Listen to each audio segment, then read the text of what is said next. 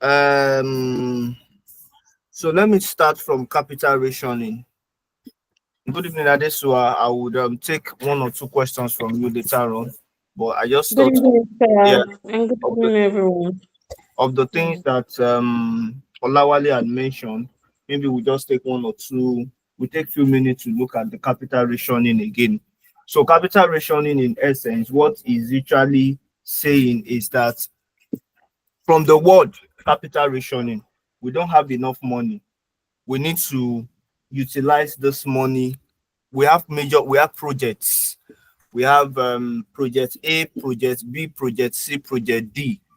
And of those projects, 4 projects that we have, we don't have enough money to take care of them, right? That means we need to take care, we need to see how we can manage our capital. And that is where prioritization comes into play. That is where we need to now start thinking and asking ourselves, which one do we prioritize first? Which one do we look into first? Which one is more important? Which one is more expedient for us to do? And as a result of that, we now said that we have so many situations or scenarios, different scenarios under capital rationing. So there are situations where we have projects that are independent, right? We have what we call independent project. That is project that need to be appraised for acceptance. That is, it is not dependent on each other. Project A and project B, they are two different things, and we cannot afford to match them together. So it's either we do project A or we do project B, right? So we can decide to accept project A and reject project B. We can decide to take project B and leave project A out. So that's what we call independent project. For dependent project will now mean that projects that are we call them mutually dependent projects. So these are projects that we cannot leave A and take B. We have to do them together. So if we are accepting both projects. If we are rejecting both projects Then there's another scenario in capital rationing. We call them mutually exclusive projects. So mutually exclusive projects are those projects that they are big. They are both important, but just that they are big and we cannot accept the two at the same time. We can decide to take project A now and take project B next time, or we take project B now and take project A next time. But we have to do the two at the same time. The two are important for us to do. Then we have divisible projects, indivisible projects. Divisible projects are projects that can be partly financed, right? That is, a fraction of it can be undertaken now, while the rest can be delayed later. Indivisible projects are projects that they are similar to dependent projects. You cannot divide them. Once you do project A, you have to do the B part also. They are not divisible. So we call them indivisible project. We also have what we call single period capital rationing, and we have multi-period capital rationing. So all those ones are under situations and scenarios of capital rationing. So it depends on the situation that you have on hand. That is what will determine the approach that you are going to adopt or advise the company to use. Then under capital rationing, we have what we call DPI. DPI. So DPI is used to measure the returns, right? So for every investment, what am I going to earn?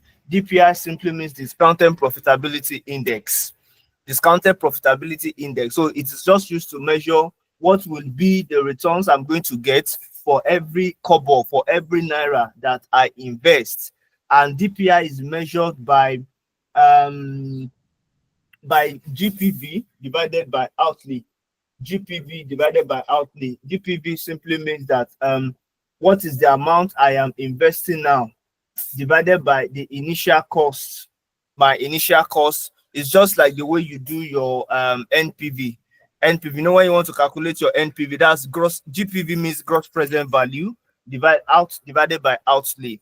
Of course, you know that gross present value is just your amount that you will spend on a yearly basis. When you are calculating your NPV, what makes it NPV is that you deduct the amount you invested divided, which is your outlay, right? You deduct it from the amount that came in each of the years, year 1, year 2, year 3, year 4, and then you determine if the project is worthwhile or not. So the GPV part of it is the part that actually came in, right? The part that came in each of the year divided by outlay, which is the amount that you invested in the project, right? So that is how your DPI is calculated. Then we also have another thing you need to know. You need to know what we call BCR.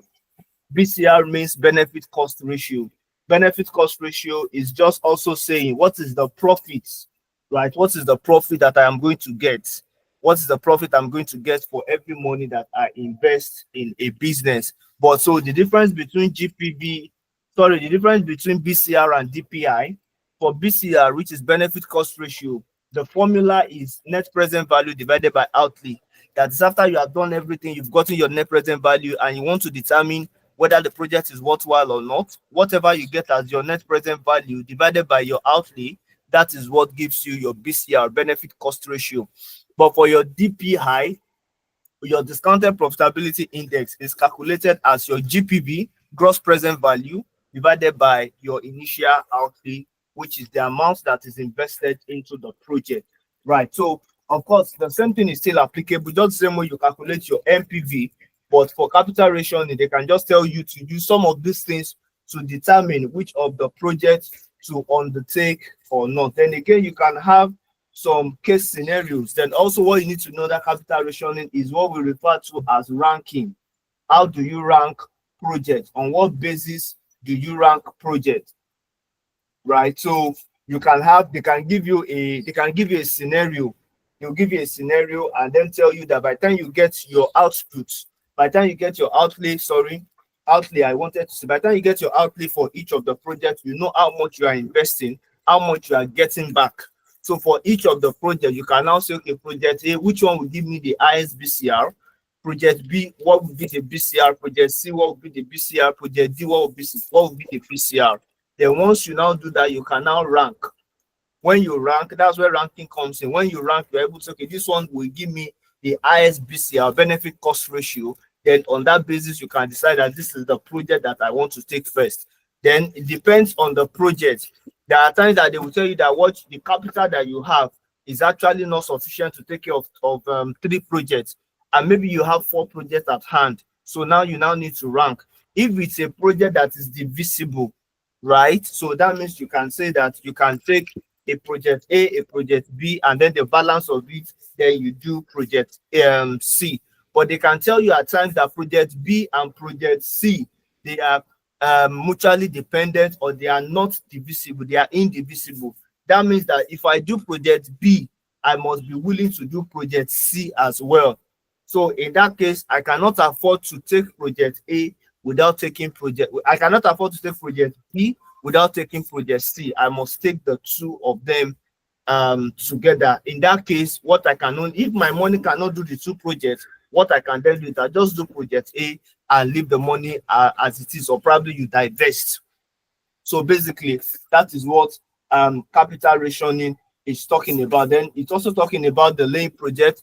For how long can you delay a project, right? So how long can you delay a project? Are we allowed to delay a project for more than certain period? Or if we can delay a project for more than certain period, is there any effect on delaying the project? What effect will it have on the business? So one thing you will learn from capital rationing is that the basis of funding a business, it's not just about the amount of the project.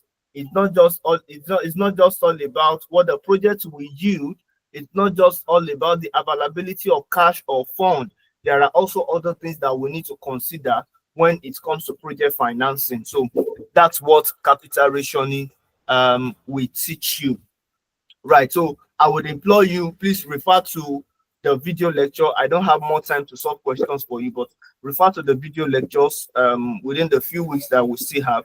If you have any questions on the questions that are solved there, maybe you didn't understand some of the solutions, or probably you can refer to the question and answer.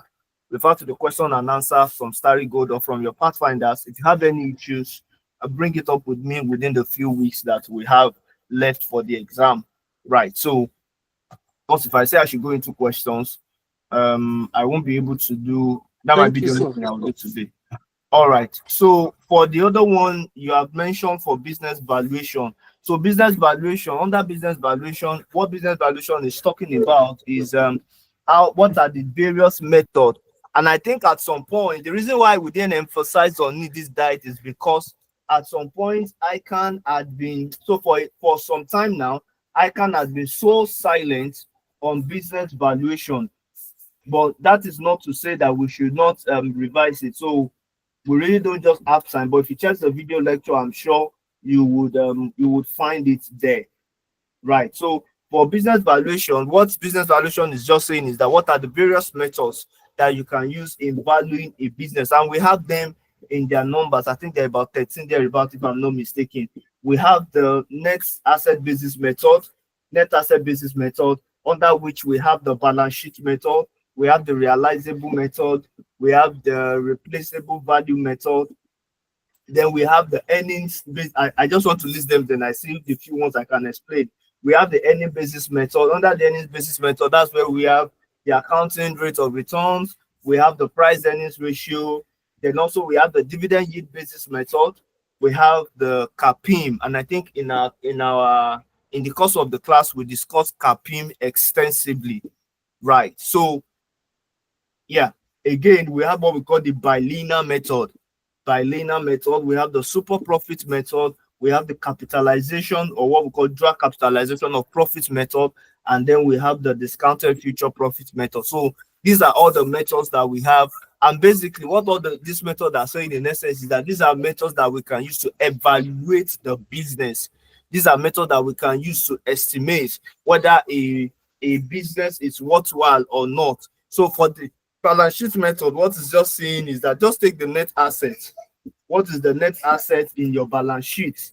What is the net asset in your balance sheet? And as a result of that, use it to determine. I mean, I think that's the simplest I have seen in all the methods.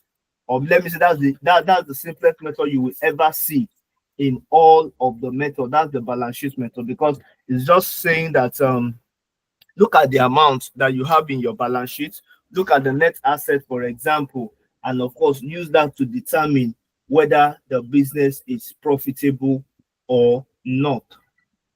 So and of course it doesn't have the formula. Majorly will be the net assets over the returns on capital employed.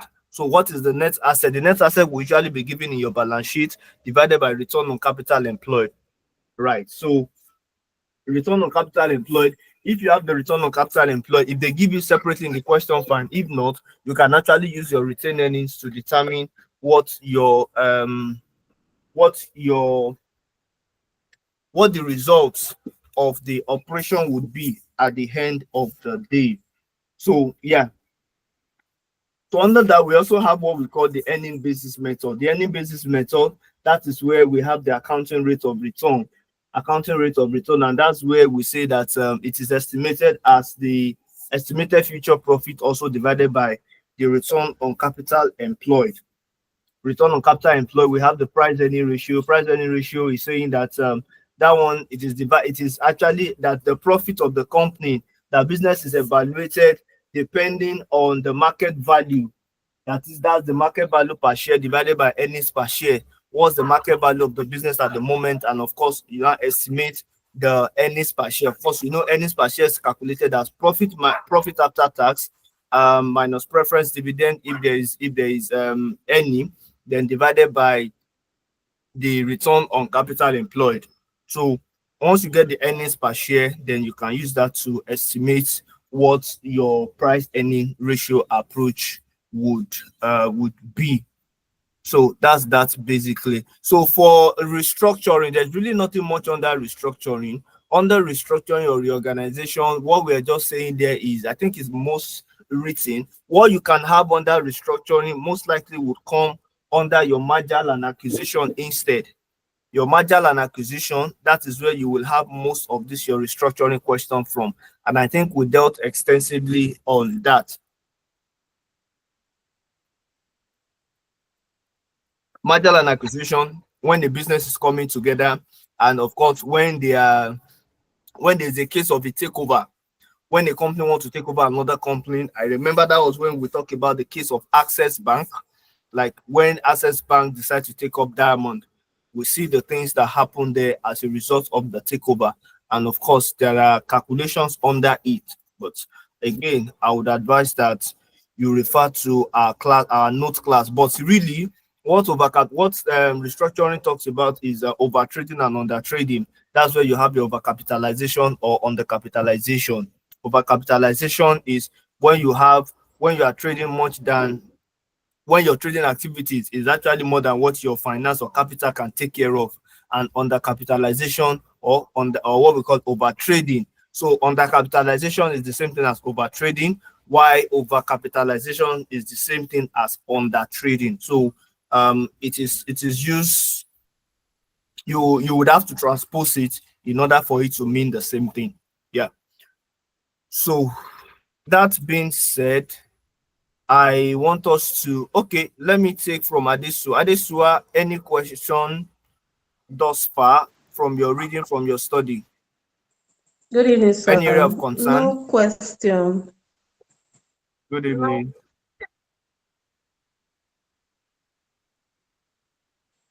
All right. Yeah, I don't really have any question. Thank you very much.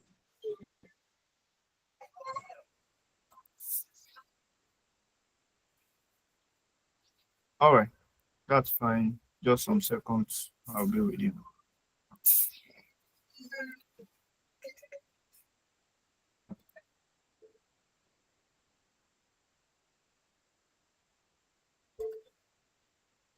Yeah.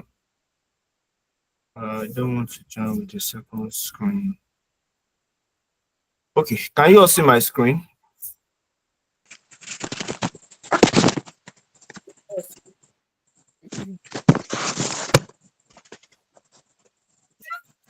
Hello. Can you confirm that you can see my screen? Yes, we can see your screen. Yes, we can see it, sir. Okay. All right. Thank you.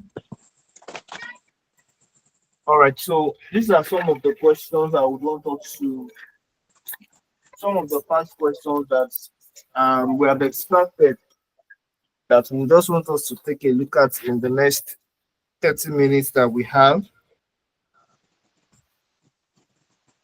So if you have questions like this, I may not solve them. I will just guide you on how to solve them in case you see questions like this in the exam.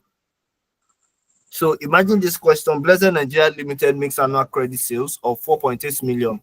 The credit period was 30 days, but due to poor credit administration, the average collection period has been 45 days.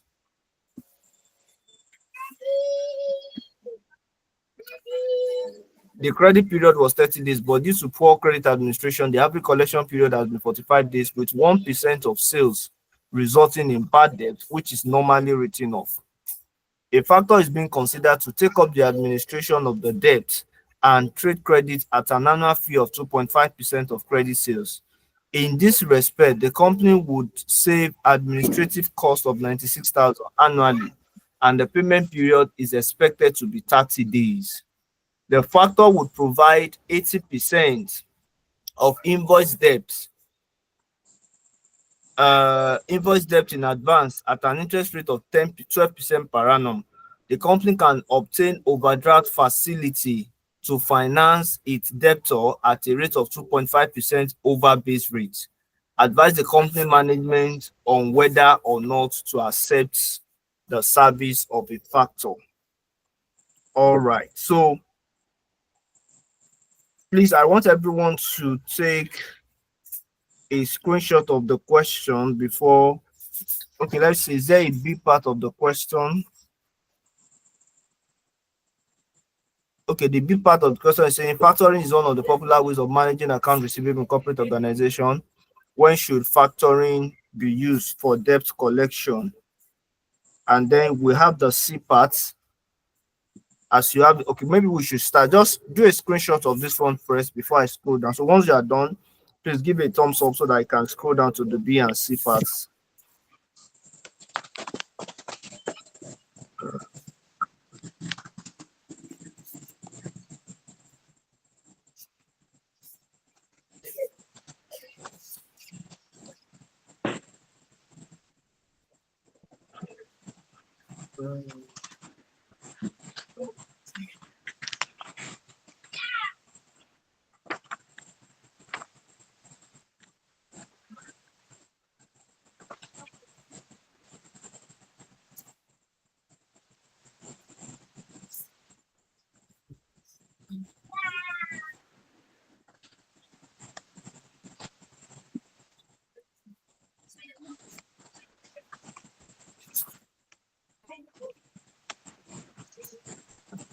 Okay, can we go ahead?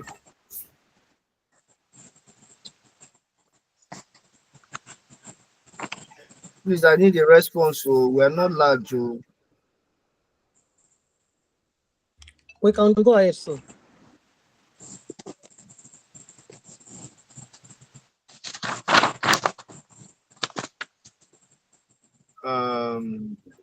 Sorry.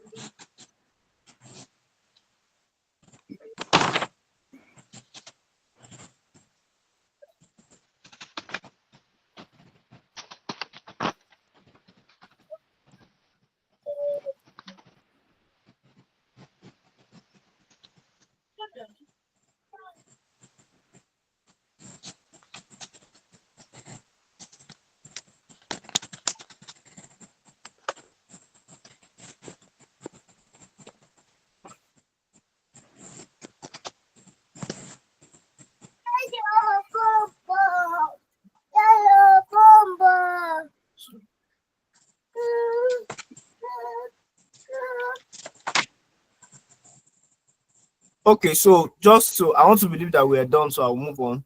So just to start by analyzing that question, from the question we see that the credit sales there is 4.8 million, and then the average sales, they said the average credit period is 45 days. The first thing we need to do to ascertain is that what is the bad debt? What will be the annual cost? We need to ascertain what the annual cost is, and of course, take into consideration what is the annual cost, and take into consideration what the bad debt would be.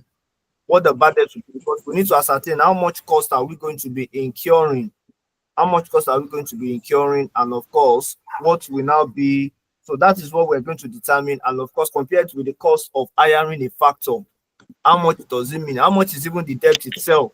Those are the things you want to consider in this question for you to properly advise whether there's need to get the service of a factor or not. Right. So okay, now if you look at, they said the factor will provide 80% of invoice debt in an advance at an interest rate of 12% per annum base rate. A factor is being considered to take up administration of the debt and trade credit of an annual fee of how much? 2.5% of credit sales. So that means, in first of all, you already know that 14.5% of credit sales is going for cost. And we already said that it will take us 45 days to recover this 4.8 million. First, you need to ascertain how much is the cost that we are giving first as interest and as the annual fee, and also separately consider what the bad debt would be. So whatever it is that you get will be the cost, that will be the annual cost that you are going to incur. Now, we also now need to consider what is the cost of the factor. How much are you going to pay the person that will help you recover the debt? So the question says that the factor will provide 80% of invoice debt and in advance at an interest rate of 12% per annum. That means 80% of the credit sales will be financed by the factor. So what then that means is that 80% of 4.8, that's about 3.8 million. So, and we had already also said that so there's a 12% interest rate that will be taken into consideration. Is that your, what's the name? Please, can you mute Olawale if I'm correct? Okay, please let's all mute so that we can have it doesn't keep echoing. All right. So again, what we also need to take into consideration is that what is the finance? What is the factor's finance? How much will it take for the factor to even get the work done? They said the credit period ideally was 30 days, but it's just that it could extend into 45 days at times. So, and they said that the factor is going to take a 12%. So let's assume that we get the debt within 30 days at the rate of 3.8, which is 80% of the 4.8 million, and of course 12% interest rate. So that means at the end of the day, the factors finance, which is the cost of finance, or what we call the interest, in that case would be something around 37,000.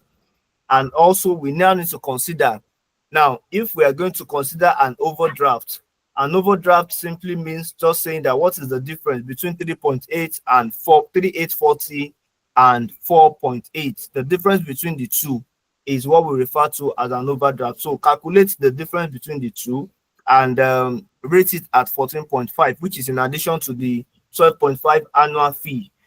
Whatever it is that we get, we now have to consider what is now the cost. How much are we going to pay the factor service, the person that is doing this for us? We're going to pay him 2.5% of the credit sales that we have. Also 120,000, that is a cost. And in that case, have we had any savings? Yes, there is a savings of 96,000. There is a savings of 96,000, which is a savings in the company's administrative costs.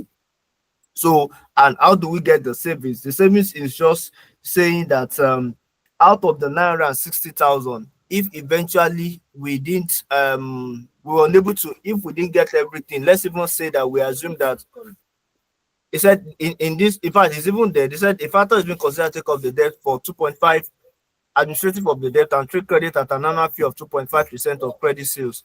In this respect, they said the company will save admin cost of 96,000, or probably if it's not given, you can state your assumption of 10% of the overdraft. So 10% of the overdraft will also give you 96,000. But this question has even given us that there's a cost savings by the company of 96,000. So the company will save 96,000, and the payment period is expected to be 30 days.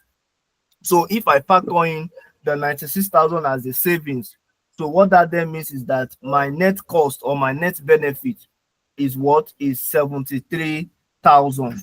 Is 73,000. Now, what I need to do now to now know if I should get the service of a factor is to see if I recover the money myself, how much am I going to get? If I go through the service of a factor, how much will the factor collect from me? Then the difference between the two is what will inform me if I am making a good decision, or eventually if it will run at a loss.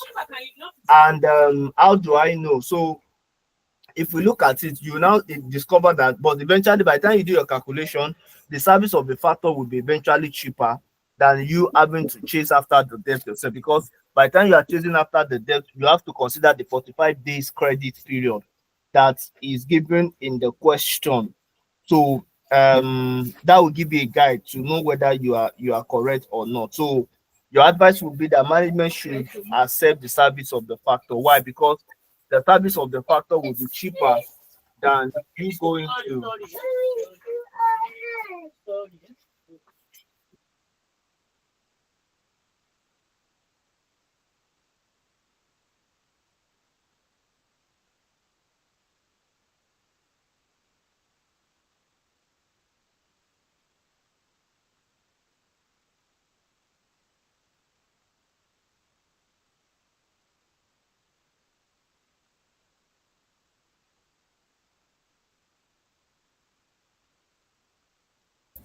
Sorry about the background noise. So what we're saying in essence is that for you to determine whether there will be need for a factor or not, you have to consider what is the cost of hiring a factor and what is the cost of chasing the receivable yourself.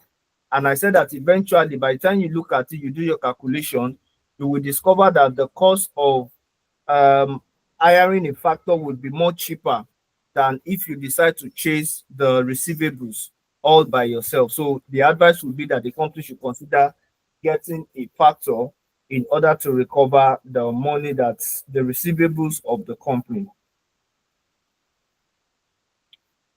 All right, so moving on from there will be the second question. The second question is saying that factoring is one of the popular ways of managing account receivable in corporate organization. When should factoring be used for debt collection? As I've mentioned, factoring should be used when the cost of hiring or obtaining the factor is way cheaper than the cost of collection itself. So if the cost of collection is higher than, if the cost of collection is way cheaper than the cost of getting the service of a factor, depending on how much, what percentage of the debt the factor has decided to collect, then that is what we form our decision on whether to go ahead and get the service of a factor or not. Then again, also another thing that we can consider is that when the company is faced with liquidity problem, right? Because at times the cost of getting the receivable may even be cheaper than getting the service of the factor. But when the company cannot even afford, when the company needs the money so badly, right? When the company is in a liquidity crisis, at that point in time, the best thing is just to get the service of the factor, let them go after the receivable for you. And at the end of the day, I mean, yes, it may not be worth it, but you are able to solve your liquidity challenge at the end of the period. So another reason why we may consider the service of a factor is that when the company has tried everything humanly possible to get the receivable back, but all effort has been proven abortive. So the company can decide to get the service of a factor in order to recover the receivable. So these are some of the reasons why the company can decide to get the service of a factor, or probably when the company wants to raise finance in the future without necessarily want to engage in further borrowing. When they decide to, they feel that there's a need for them to raise money and they don't want to borrow, and they discover that, okay, the best way to go about it is let's raise a factor to collect our money that are way overdue, or that we have deemed to be bad already, that we have even written off, we've forgotten them. So let's just see what we can do in order to get some of those funds back into the company. So that is that for that. The third one, which I believe you must have take a screenshot of, is the C part of the question. That's this part. If you've not taken the screenshot, I believe you still have it on your screen. It's not too late to do, but I will just go on because of our timing.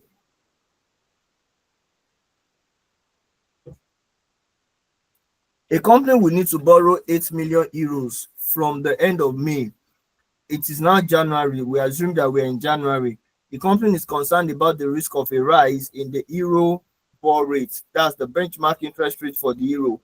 And it wishes to hedge its position with future current spot euro ball rates. And it wishes to hedge its position with futures. Sorry.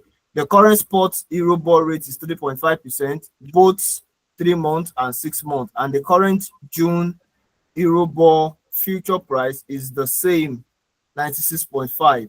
The value of 1 tick for a Eurobond future contract is £25, which is 1 million, blah, blah, blah, blah, blah. Yeah, so this one is telling you define what current future is. What is current future? How should the company hedge its interest rate against its interest rate exposure if it plans to borrow the 8 million euro for 3 months? Suppose that in May, when the company borrows the 8 million euros, the 3 month and 6 month spot Eurobond rate is 4.25%, and the June future price is the same, which is 95.75. Calculate the effective annual interest rate that the company has secured with its future hedge if it borrows the 8 million euros for 3 months. For 3 months. So this is a case of I'm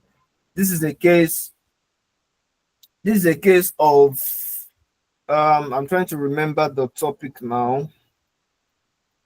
This is a case of futures and forward contracts.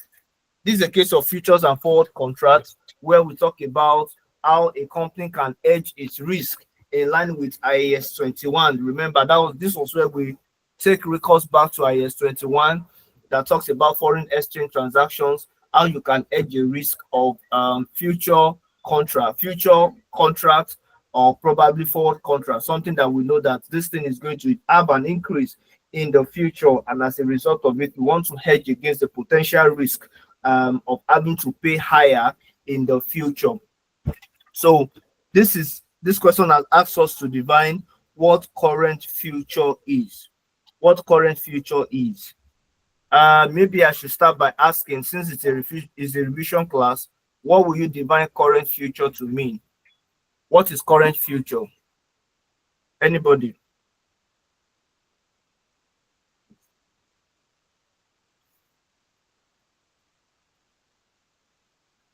Oh yeah, oh yeah, oh yeah, oh yeah. Anybody? What is current future? Afis Rafiu.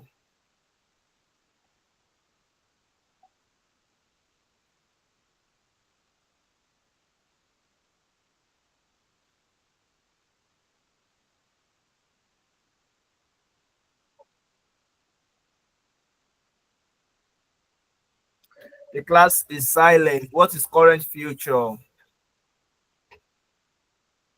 Bumi, do you want to try?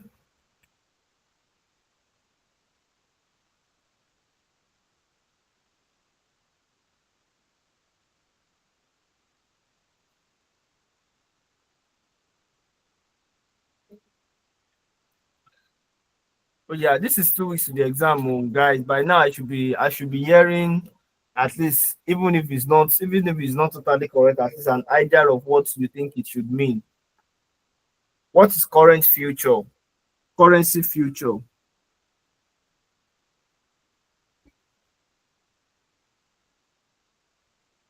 So It's I don't know.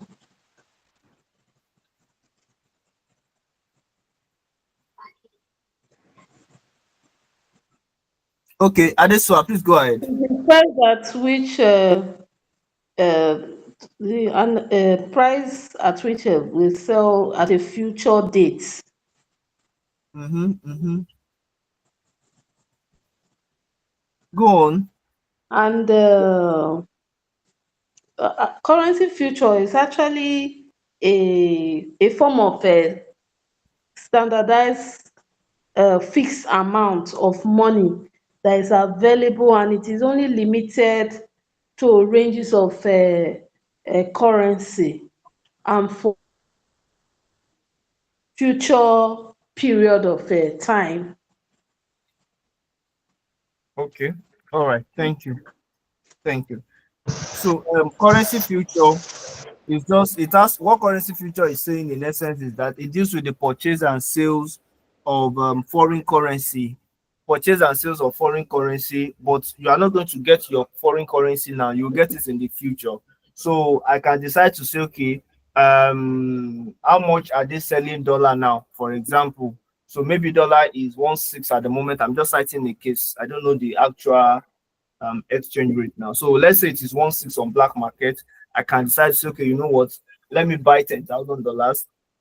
I transferred about 16 million naira to the client, to the Aboki guys, and say, okay, you know what? Don't give me the $10,000 now. Give me the $10,000 by October or November. By that time, I believe that with the forecast that I have done, I can say that dollar would have appreciated more, right? And if I'm buying it by then, maybe I have forecasted that I'll be buying it at the rate of 1,750, and currently I'm buying it at 1.6. So as a result of that, I am paying less. So in the future, I can just collect my $10,000. So if I want to sell it in that future, I can sell it at 17.5. So that means I'm making a gain of 1.5 million. So that's what pure currency future is talking about. At least you buy now, and of course, like I said, it's a risk. So that's why we call it risk hedging. So you must be certain, you must be sure that you have done your homework very well, because eventually, if in the future and then the dollar drops to about 1,300 and you have paid 1,600, trust the Aboki guys, they will not come back and tell you, okay, Oga, come and take change. You have change to collect because dollar has dropped. You have to, in that case, such a fellow will have the fingers burnt, and you don't want to find yourself in that scenario. So you have to make sure that you've done your due diligence, and at the end of the day, you can say that truly you you have done the right thing and you are making gain. So that's what currency future is talking about, hedging against the potential risk that may likely surface in the future at the present moment, right? By buying or by selling the foreign currency. So that is currency future. That's currency future. So it is similar to forward contracts. It is similar to forward contract, but not entirely the same. So currency future deals directly with currency other than the local currency where the person carrying out the transaction is operating from. But when it comes to contract, it's reduced within individuals and project between two companies. I'm in Nigeria. Someone is in Calgary, Canada, and then we are transacting. We have a contract. We have a project that has to do with foreign currency or the currency of where we are both operating from. So that's the case of forward contract. So you will see that it is a bit related because we're most likely going to be talking in our currency, which is not the same, right? So a Canadian man can say, okay, you know what, I'll pay you this money now, but I don't want you to do the job for me now. Come and do the job for me in 4 months, in 5 months time. Then a Nigerian person, okay, will now say, okay, you know what, I'll do the job for you, but I won't accept this current rate. Maybe I want to match it up a bit just in case there is inflation or probably the economic meltdown affects the currency position of the currency value of what we it affect the value of the currency that we are currently using. So that's another way of looking at forward contract. But like I said, they are both similar to future currency. It's just the transactions that make it a bit different, right? So if you have a question like this, which is so we've attempted the A part. The B part is saying that pardon the typographical, it should be how.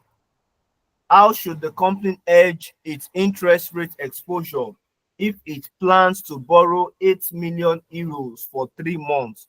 How should the company hedge its interest rate exposure if it plans to borrow 8 million euros for the next 3 months? So, of course, in order to do that, you are going to look at how much is the open option. Consider how much the open option is at the moment and how much is the close option. When I mean open option and close option, I mean what is the buying rate and the selling rate. How much are we buying for and how much are we selling for at the moment, and is there a gain or a loss? So those are the considerations that you would have to first make. How much are they selling for?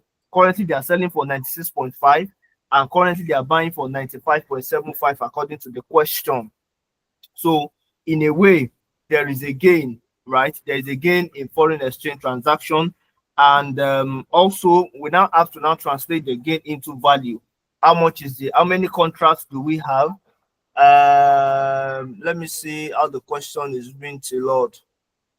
The 8 million euro, the company is on the risk of this, of this, of this, of this, of this.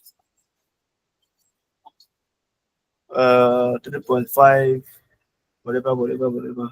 Okay, so yeah, so what I was saying is that we have to consider what is the gain or what is the loss on the foreign exchange transaction. And we said that the company intends to borrow 8 million naira, 8 million euros, 8 million euros, and the hedge is going to borrow that amount for 3 months. That amount is going to be borrowed for 3 months. So how should the company hedge against? One of the ways that the company can hedge against the interest rate exposure is to have a conversation of maybe borrowing it. Now, depending on what the exchange rate is, like we have said, we have ascertained that it's a gain currently. So it's even in the favor of the company to decide to have the conversation of borrowing the money now. Maybe even if the loan has not been given, but at least to negotiate and have the rate established at the moment, then the loan can come in the next 3 months. But it will be a disadvantage for the company to wait till the next 3 months when they want to get the loan before they start conversation. So this is one of the advantage that having cases like this will bring forth for you as a finance expert. So now cases like this, you can advise that the company should think of borrowing at the moment because you've already ascertained that it's a gain on foreign exchange transaction. So the solution would be for the company to borrow now, right? Have the conversation to borrow now, sign the agreement. However, the interest, the capital can be released in 3 months' time, and then conversation on how to start repaying back can start happening after the loan has been borrowed. But all agreements should be signed at the moment. Interest rates, current interest rates should be applied because it's a gain on foreign exchange transaction. If it's a loss, you can decide to delay.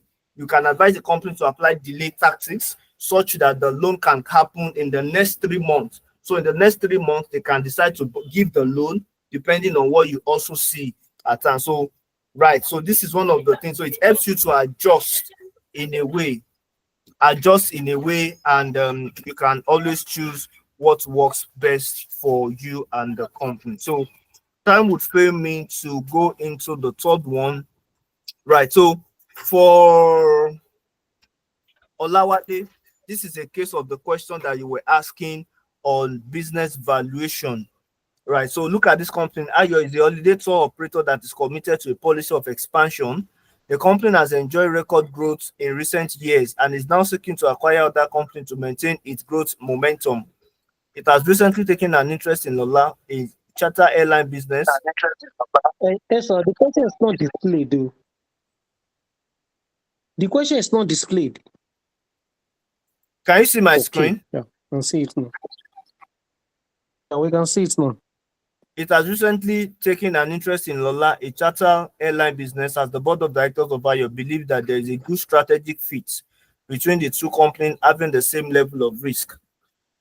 Abbreviated financial statements relating to each company are set out below. Abbreviated profit and loss account for the year ended November 2006. Then we have the figures, sales, operating profit, net profit after tax, company tax, and all of those information. The board of directors of Ayo is considering making an offer to the shareholders of Lola of 5 shares in Ayo for every 4 share head. So that's 4/5. It is believed that a rationalization of administrative function arising from the merger would reap after-tax benefit of 2.4 million. Calculate the total value of the proposed offer, the earnings per share of Ayo following successful acquisition of Lola, share price of Ayo following the acquisition, assuming the benefits of the acquisition are achieved and that the price earning ratio declines by 5%. Calculate the effect of the proposed takeover on the wealth of shareholder of each company, and of course, discuss your results in A and B.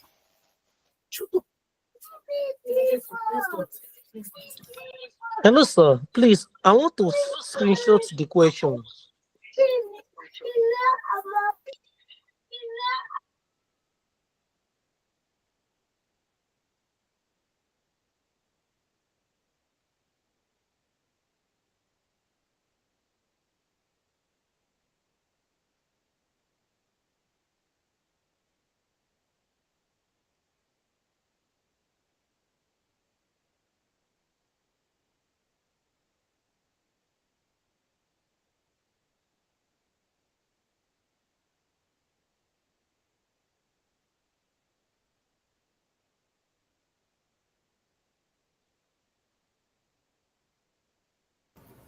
Okay, sorry about that. Someone said you want to screenshot the question.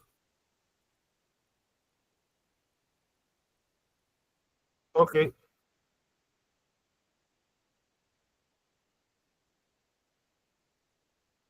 Can you see my screen?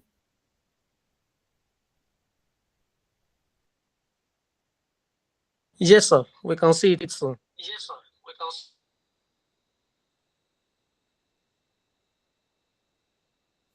Please let me know when you want me to change. I can't see the chat box once I'm displaying my screen. Okay, you can scroll up, sir.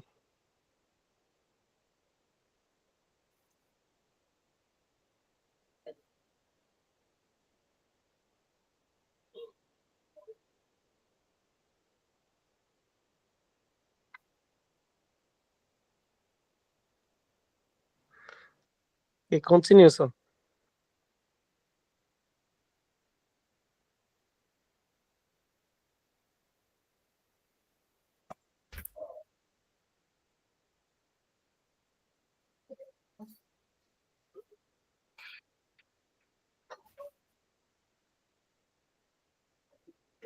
All right. Thank you, sir.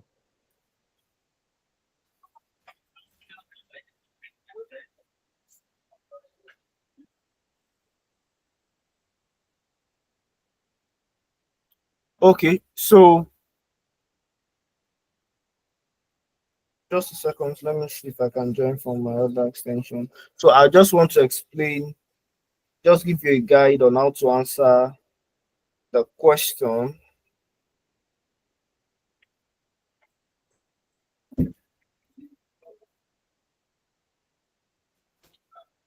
So just give you a guide on how to answer the question, and then that would be the end for today. So the question that you have on your screen is a case of merger and acquisition that is linking into corporate restructuring, right, and reorganization.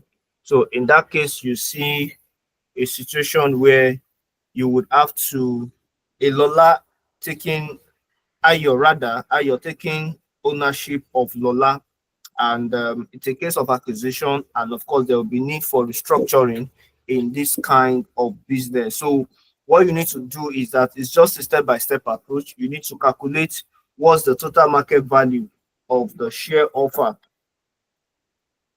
That's the first step. Calculate what the total market value of the share offer would be, and for you to do that, you need to calculate what is the EPS. What is EPS for Ayo? What's the EPS for Lola?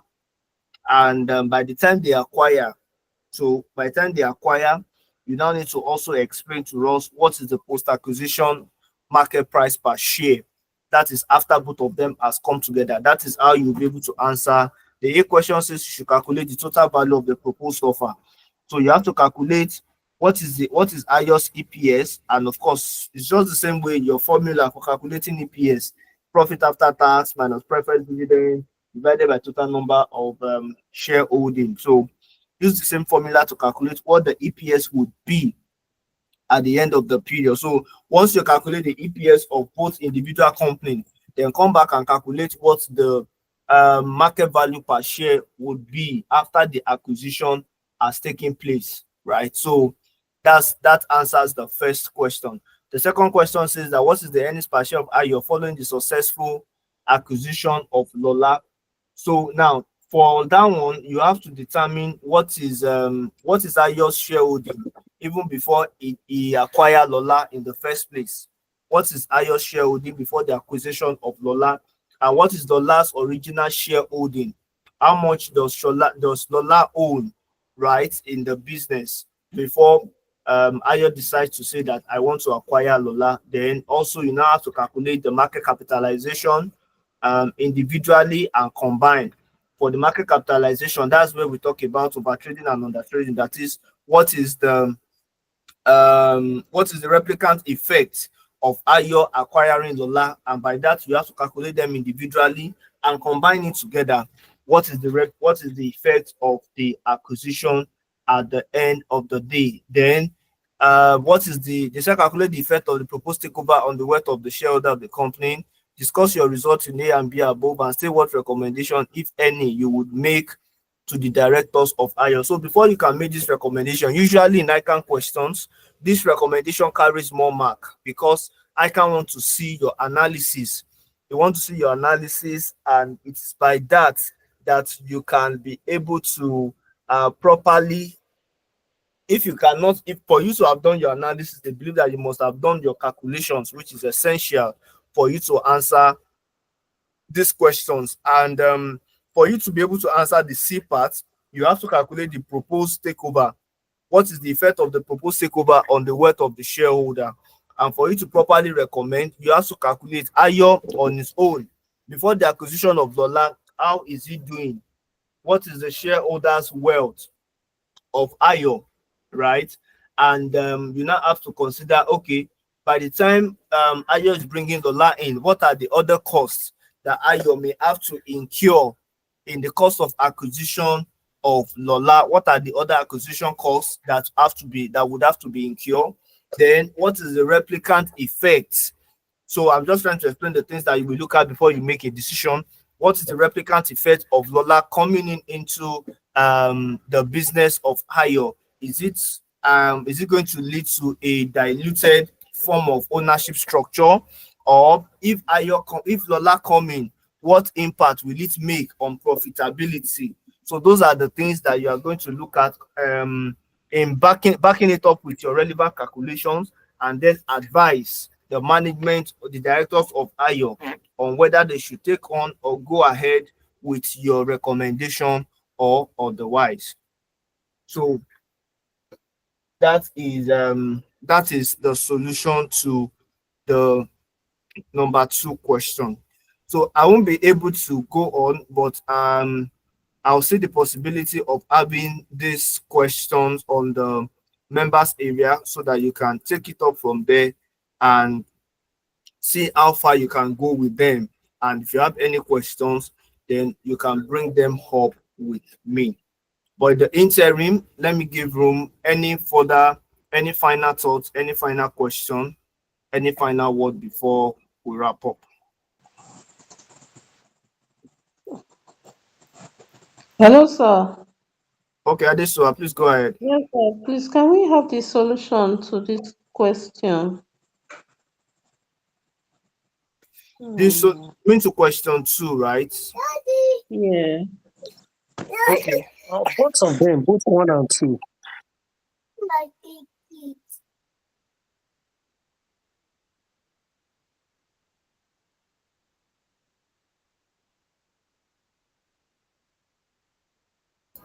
Okay. Solution to question 1 and question 2.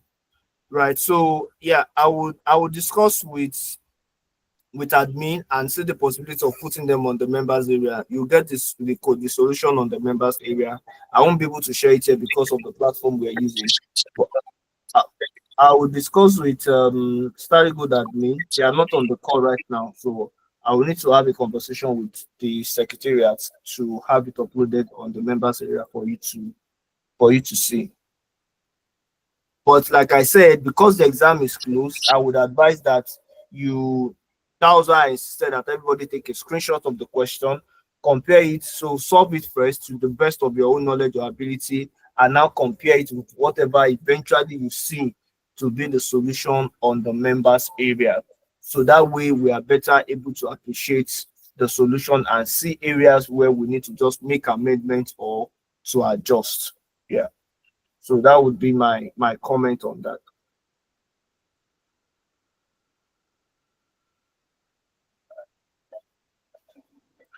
So any further thoughts? All right, you're welcome. Any further question, further thoughts Yes, before? sir. Hello, Mr. Additional. Okay, go ahead, Afis. Good evening. Yeah, please. For those of us that joined late, please, I wouldn't know if there's a way you can help us with the first and the second question, just for us to screenshot it, please. But you should screenshot the second question now. You were here when we started the second question. Yeah, my network was not stable, so I was trying to make adjustment to my network, so I couldn't get the question properly. Okay, all right. Let me share my screen. Let me show you the questions.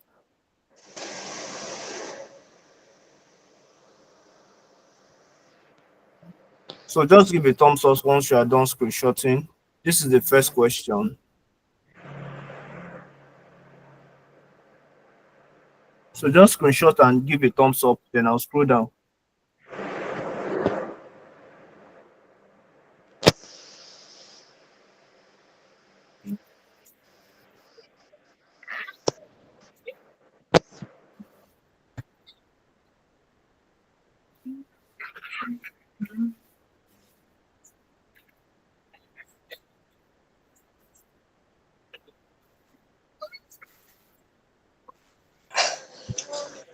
Yeah, please go ahead.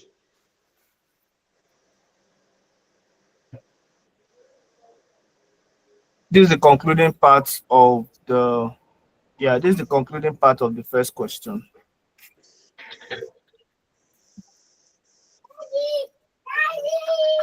Done. Can I go ahead? Yes, done. Thank you. So this question 2.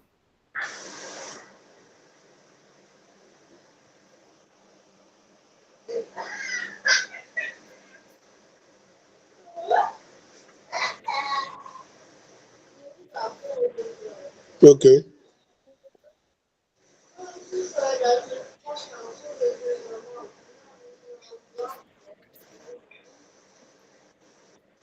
Okay.